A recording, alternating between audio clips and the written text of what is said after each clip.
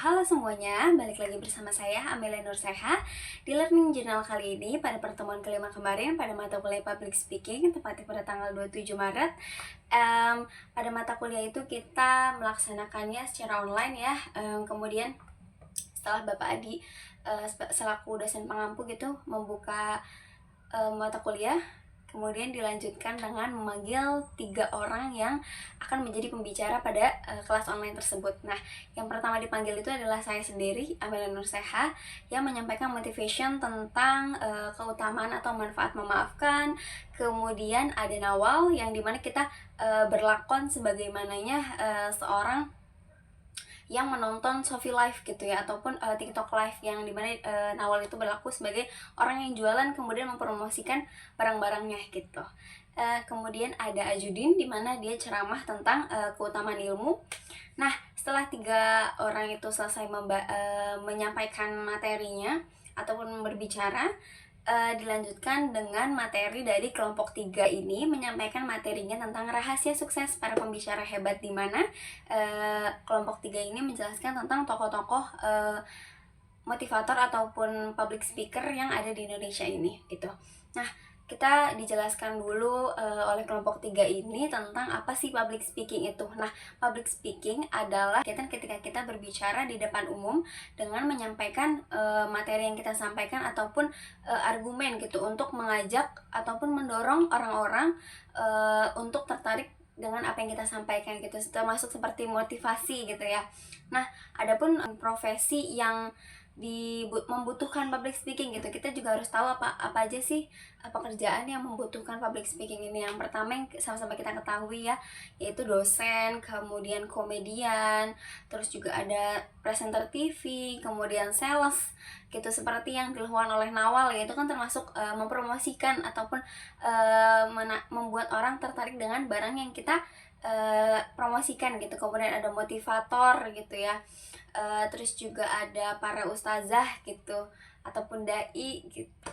Lanjut ke tokoh-tokoh apa aja sih yang disebutkan oleh kelompok 3 ini. Nah, kelompok 3 ini mengambil 4 tokoh. Yang pertama itu ada Najwa Shihab, dimana beliau ini sangat menarik ya dalam menyampaikan argumen-argumennya gitu. Kemudian dibuat seorang jurnalis perempuan yang pertama, yang pemberani gitu ya, dalam membahas kasus-kasus yang ada di Indonesia ini sendiri gitu, baik itu dari segi pemerintahan ataupun sosial gitu ya.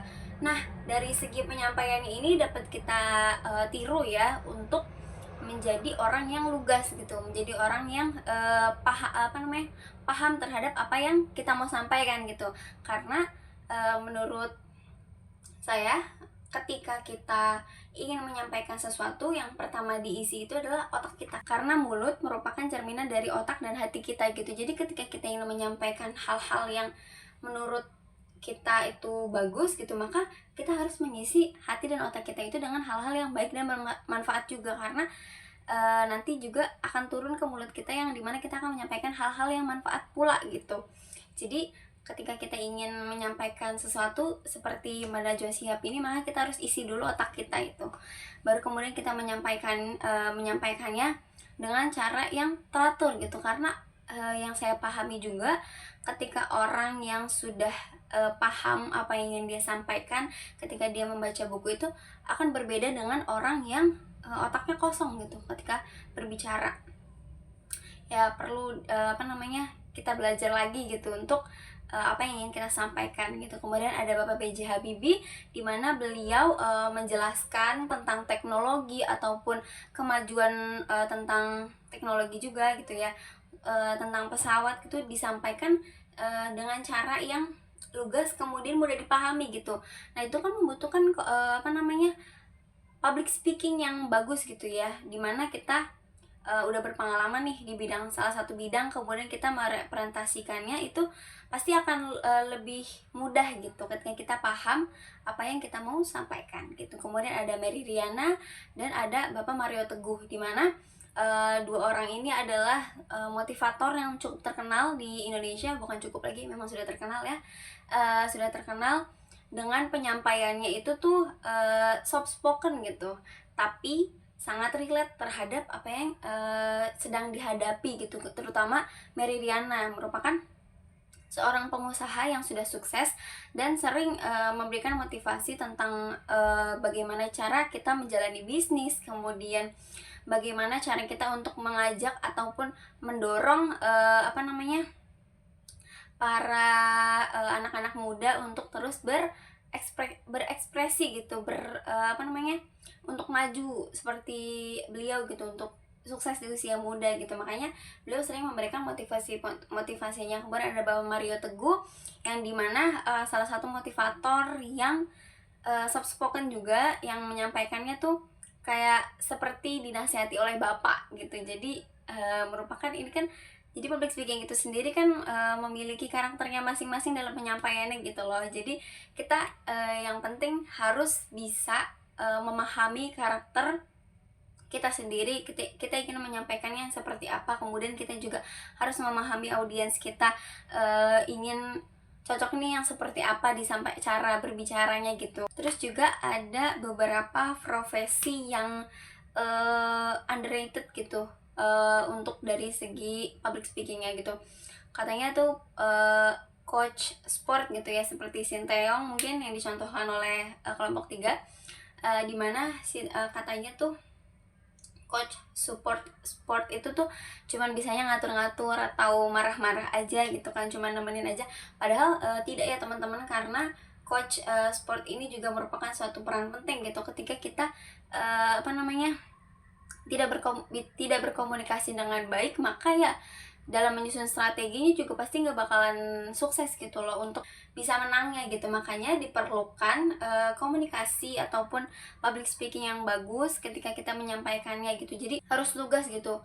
Misalkan striker harus kayak gimana, dalam mengatur strategi juga harus gimana, kan itu kan butuh komunikasi dan public speaking yang bagus dalam pemilihan kata-katanya bagaimana nih supaya bisa dimengerti oleh atlet-atletnya gitu ya. Maka diperlukan coach ataupun pelatih yang baik gitu, pelatih yang baik dalam segi komunikasinya gitu. Karena kalau misalkan kemampuannya saja yang bagus tapi kemampuan komunikasinya tidak bagus, ya sama aja atlet-atlet juga pasti bakalan bingung gitu loh. Kemudian ada penyiar radio gitu. Penyiar radio kan sering kayak penyiar radio mah cuman bisa didengerin doang gitu kan, nggak kayak presenter TV. Tapi kan di presenter radio ini juga kan membutuhkan komunikasi yang baik pula gitu, dimana kita gimana nih orang-orang biar tetap dengerin, nggak ganti channel kita ketika kita sedang iklan gitu ya. Maka kan itu menjadi tugas seorang seorang penyiar radio itu sendiri gitu, bagaimana nih caranya menyampaikan dengan asik, soft selling gitu ya, jadi orang dengerinnya tuh nggak bosan gitu. Kemudian guide. Nah, tour guide ini kan juga salah satu profesi yang membutuhkan public speaking yang bagus, dan juga acap kali gitu ya sering membutuhkan yang bisa berbahasa Inggris, dimana kalau tour guide ini kita tidak bisa berkomunikasi ya, tidak bisa menyampaikan informasi dari situs-situs sejarah misalkan gitu ya, kita menyampaikannya kayak ragu-ragu ataupun gugup, itu kan jadi pasti para turis kayak bingung juga gitu, kok nih tour guide nyampeinnya kayak gini sih kan. Jadi mereka juga susah buat mengerti atau mengenal sejarah ataupun hal-hal yang mereka baru temui itu juga gitu kan. Nah, maka diperlukan seorang tour guide ini tuh memiliki public speaking yang bagus dan berbahasa Inggris yang bagus juga. Kemudian ada voice over talent, dimana voice over kan juga membutuhkan karakter suara yang menarik gitu ya, karena dari public speaking itu yang paling utama setelah materi yaitu menariknya cara kita berbicaranya gitu. Itu kan juga menjadi salah satu poin penting ya. Jadi voice over talent ini juga kan bayarannya cukup mahal ya, dibayarnya tuh per jam gitu loh, bukan kayak UMR per bulan gitu. Nah, voice over juga merupakan salah satu pekerjaan underrated yang membutuhkan public speaking gitu. Jadi anak-anak komunikasi itu kerjanya bukan cuma hanya di media aja gitu ya, bukan cuma kayak jadi presenter, kemudian jadi jurnalis, kemudian jadi kerja di balik TV gitu. Kan masih banyak ya profesi-profesi yang bisa kita gunakan gitu, seperti yang tadi disebutkan gitu. Mungkin masih banyak lagi ya, cuman yang dicontohkan itu hanya itu. Nah, Mungkin itu saja yang bisa saya sampaikan, kurang dan lebihnya mohon maaf. Wassalamualaikum warahmatullahi wabarakatuh.